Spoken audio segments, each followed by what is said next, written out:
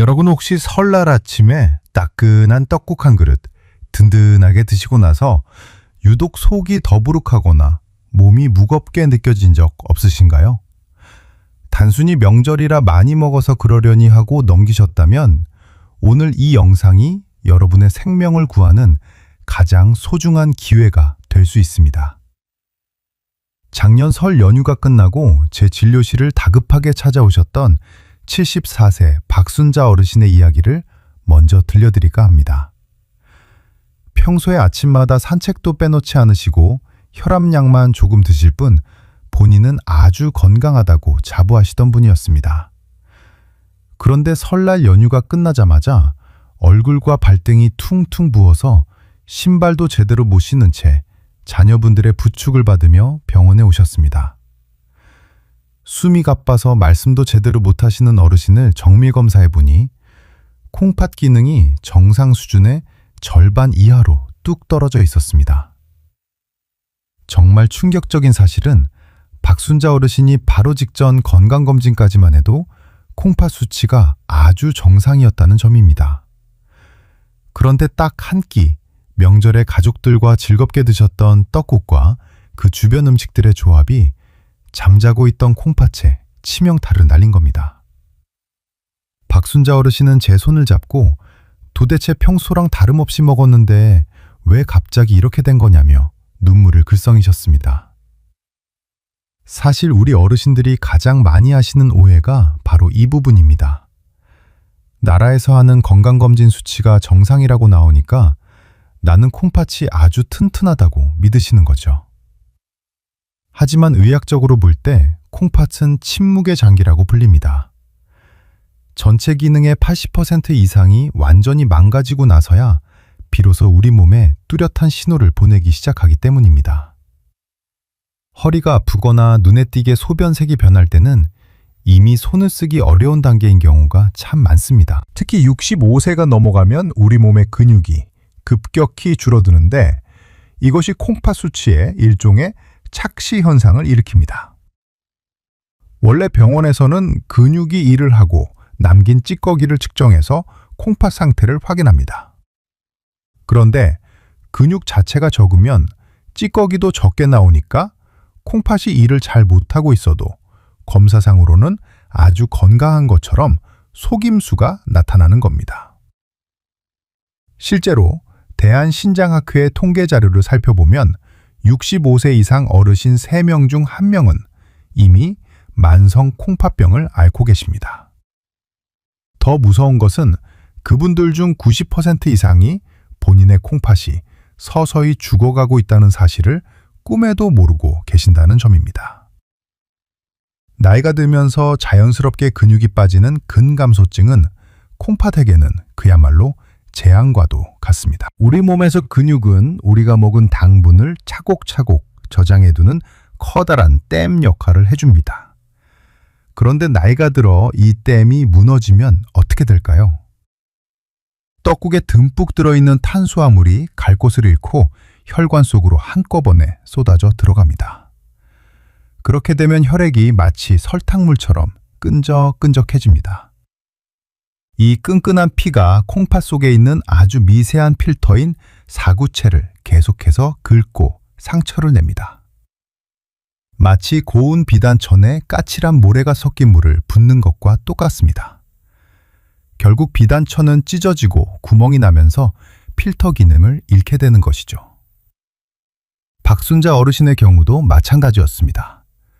근육이 부족한 상태에서 떡국이라는 고탄수화물 폭탄이 들어오자 혈관이 감당하지 못했고 그 압력이 고스란히 콩팥으로 전달된 겁니다. 이것은 단순한 소화불량이나 피로가 아닙니다. 여러분의 소중한 생명을 지탱하는 마지막 보루인 콩팥이 보내는 처절한 비명입니다. 하지만 너무 걱정부터 하지는 마십시오. 오늘 이 영상에서는 떡국과 함께 먹으면 콩팥을 순식간에 망가뜨리는 최악의 음식 조합 5가지와 반대로 상처 입은 콩팥을 다시 살려내는 기적의 비법 5가지를 명확하게 짚어드리겠습니다.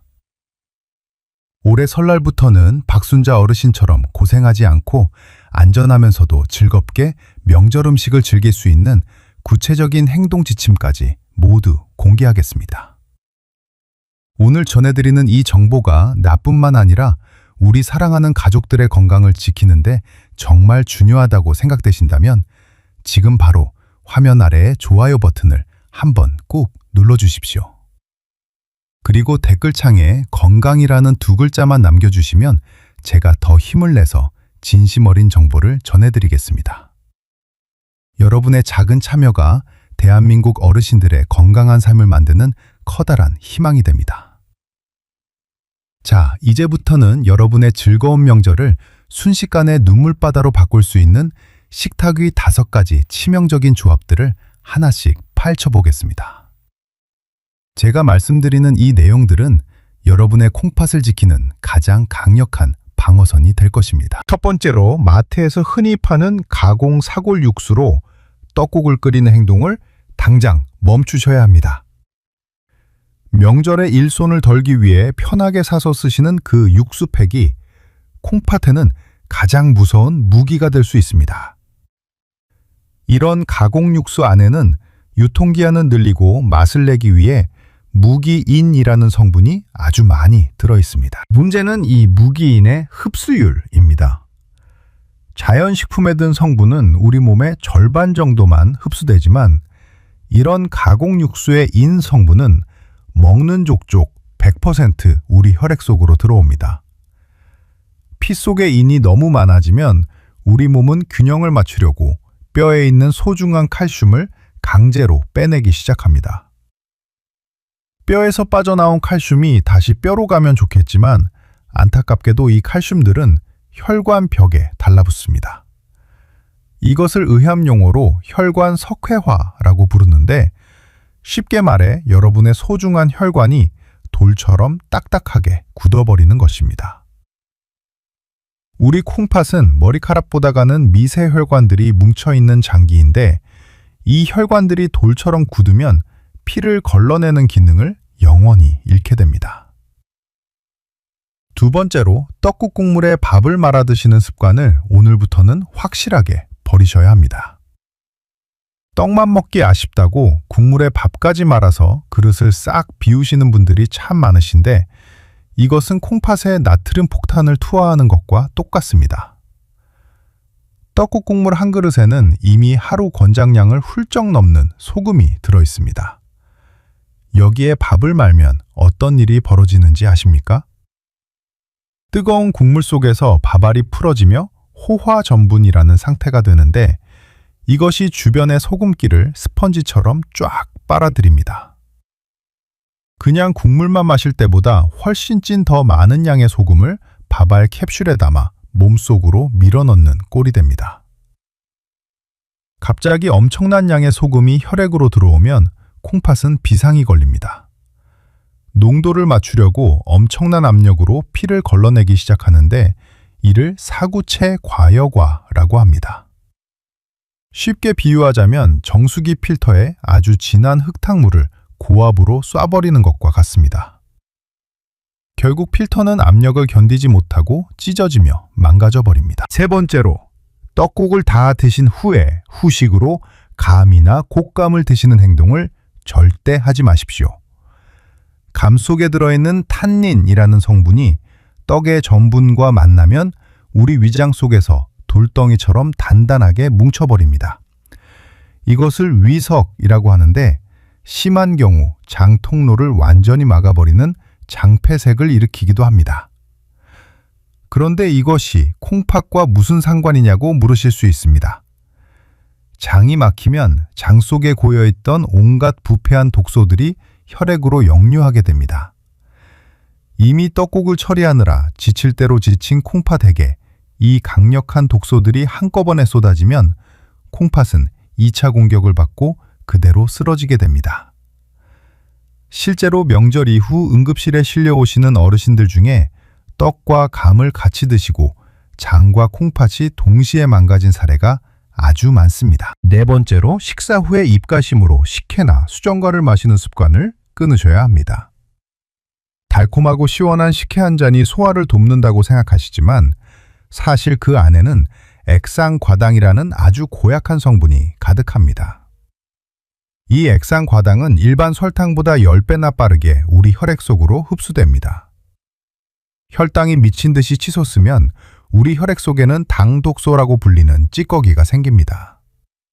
이것이 콩팥의 미묘한 혈관벽을 직접적으로 공격합니다.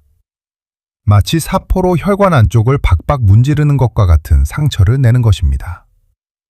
미국 신장학회의 연구 결과에 따르면 이런 액상과당을 자주 섭취하는 것만으로도 콩팥병 위험이 2배 가까이 높아집니다.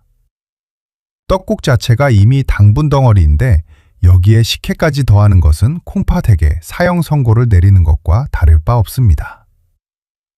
5번째로 짭짤하게 조린 고기 고명을 떡국 위에 듬뿍 올려 드시는 것을 즉시 멈추십시오. 명절 기분을 낸다고 간장에 조린 소고기나 닭고기를 잔뜩 얹어 드시는데 이것은 과도한 단백질과 염분의 합작품입니다. 단백질이 우리 몸에서 쓰이고 나면 요소질소라는 찌꺼기가 남는데 이것을 흔히 요독이라고 부릅니다. 이 요독은 오로지 콩팥을 통해서만 밖으로 나갈 수 있습니다. 하지만 한꺼번에 너무 많은 양의 단백질이 들어오면 콩팥에는 이 쓰레기를 다 치우지 못해 몸 안에 독이 쌓이게 됩니다. 과부하가 걸린 콩팥의 필터 구멍들이 염증으로 인해 딱딱하게 굳어버리는 사구체 경화증이 발생하게 되는 것이죠. 콩팥 기능이 조금이라도 약해진 어르신들에게 이런 고기 고명은 영양가가 아니라 독극물이 될 수 있다는 사실을 꼭 기억하셔야 합니다. 앞서 말씀드린 박순자 어르신도 바로 이 5가지 잘못된 행동을 한꺼번에 하셨던 겁니다. 가공 육수에 끓인 떡국에 밥을 말아 드시고 식후에 곶감과 식혜까지 챙겨 드셨으니 콩팥이 견뎌낼 재간이 없었던 것이죠. 지금 이 영상을 보고 계신 여러분은 이제 무엇이 위험한지 확실히 아셨을 겁니다. 이 소중한 정보를 나만 알고 계시지 말고 지금 바로 주변의 소중한 친구분들이나 가족들에게 영상 공유하기 버튼을 눌러서 전달해 주십시오. 여러분의 공유 한 번이 누군가의 콩팥을 살리고 건강한 노후를 선물하는 가장 큰 나눔이 될 것입니다. 앞서 우리 콩팥을 힘들게 하는 것들을 살펴봤으니 이제는 반대로 지친 콩팥을 다시 살려내고 튼튼하게 만들어줄 최고의 궁합들을 알아볼 차례입니다.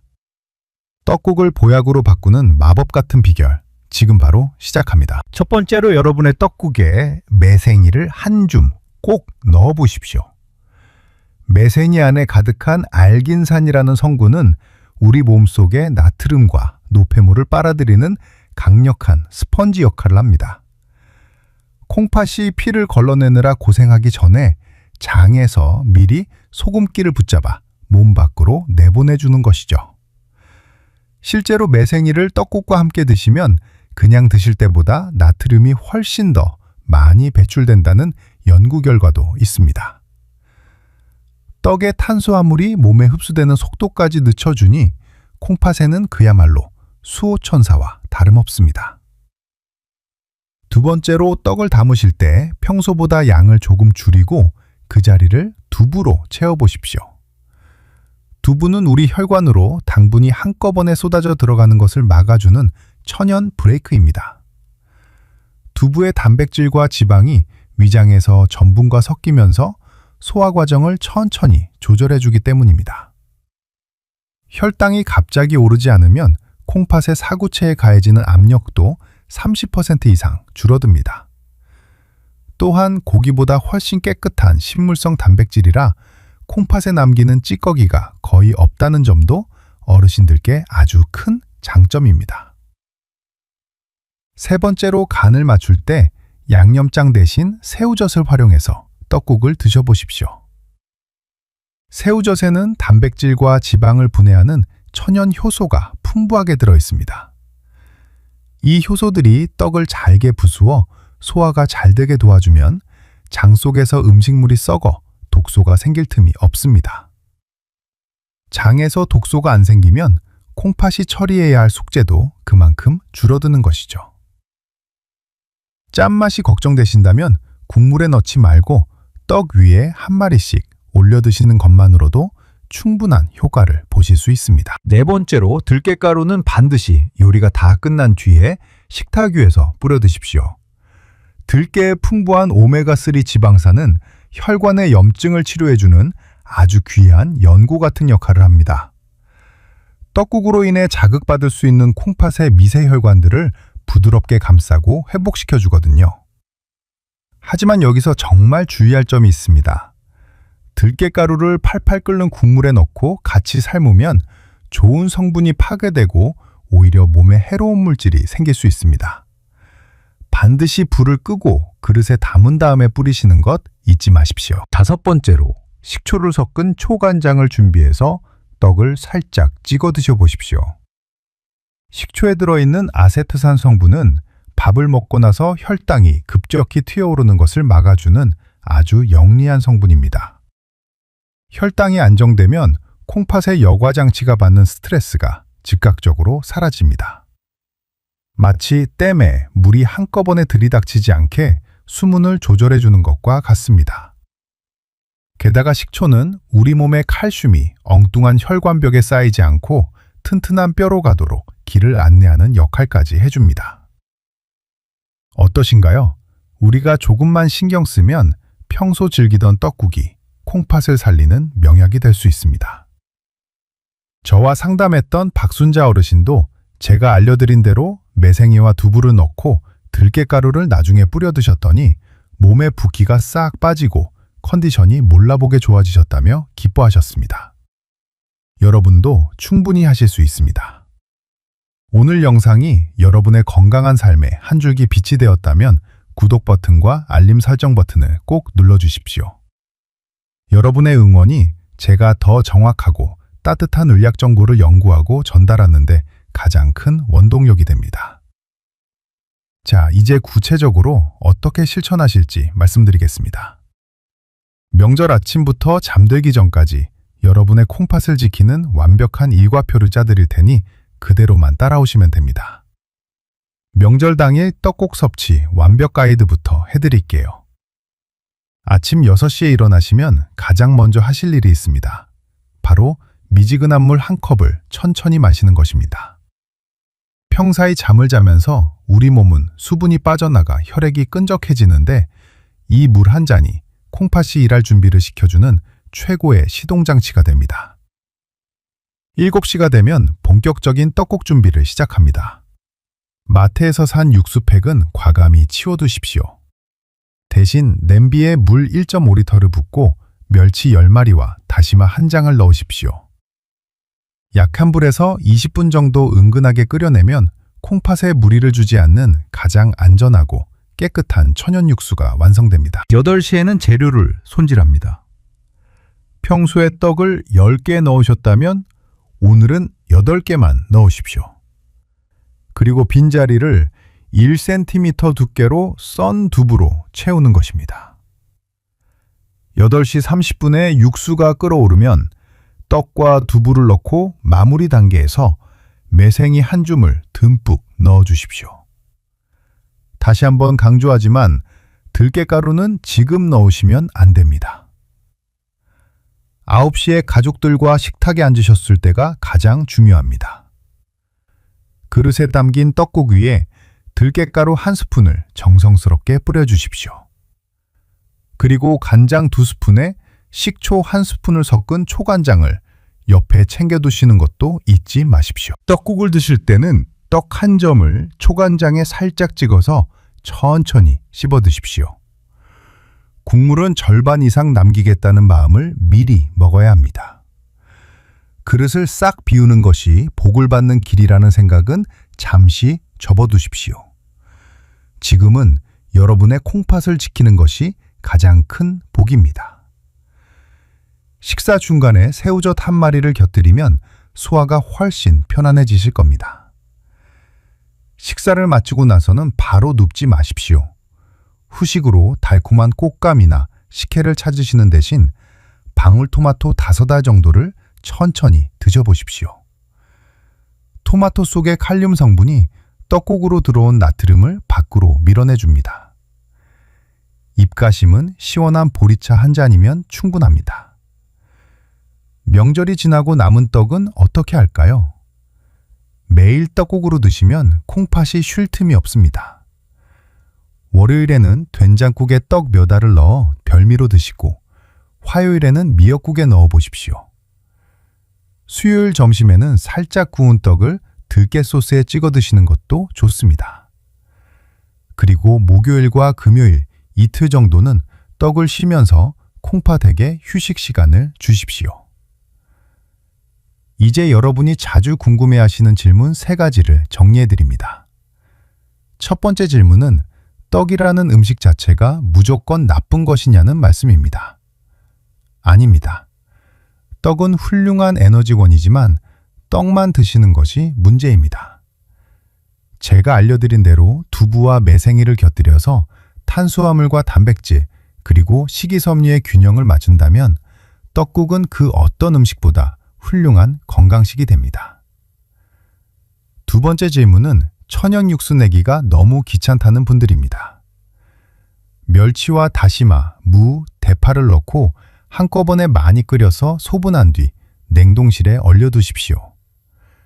필요할 때마다 하나씩 꺼내 쓰시면 마트 육수보다 훨씬 편하고 건강하게 드실 수 있습니다. 세 번째로 이미 콩팥이 안 좋아서 병원에 다니는 분들도 떡국을 먹어도 되는지 물으십니다. 물론 드실 수 있습니다. 다만 떡의 양을 절반 이하로 확 줄이고 국물은 맛만 보는 정도로 3숟가락만 드십시오. 무엇보다 평소 드시던 혈압약이나 당뇨약을 제 시간에 챙겨 드시는 것이 콩팥을 지키는 가장 기본 중의 기본입니다. 박순자 어르신은 이 방법들을 3개월 동안 꾸준히 실천하셨습니다. 처음에는 국물을 남기는 게 너무 아깝다고 하셨지만 한 달이 지나고 몸에 붓기가 빠지자 표정부터 달라지셨습니다. 3개월 뒤 다시 검사를 해보니 수치가 놀라울 정도로 회복되어 저와 함께 기쁨의 웃음을 나누었습니다. 어르신은 이제 명절이 더 이상 두렵지 않고 가족들과 당당하게 식사할 수 있어 행복하다고 하십니다. 여러분도 오늘부터 당장 시작하실 수 있습니다. 지금 바로 이 건강한 실천을 약속하신다면 댓글창에 실천이라는 2글자나 숫자 2를 남겨주십시오. 댓글을 남기시는 것만으로도 여러분의 뇌는 건강을 위한 첫걸음을 뗀 것으로 기억할 것입니다. 서로의 댓글에 힘내세요라는 따뜻한 응원 한마디도 나눠주시면 우리 모두가 함께 건강해지는 명절이 될 것입니다. 자, 오늘 정말 긴 시간 고생 많으셨습니다. 이제 여러분의 머릿속에 흩어져 있는 정보들을 제가 딱 3줄로 명쾌하게 갈무리해 드리겠습니다. 첫째, 콩팥을 소리 없이 녹이는 가공 육수와 국물의 반말기, 그리고 감이나 식혜 같은 달콤한 후식은 이제 우리 명절 식탁에서 과감히 치워주십시오.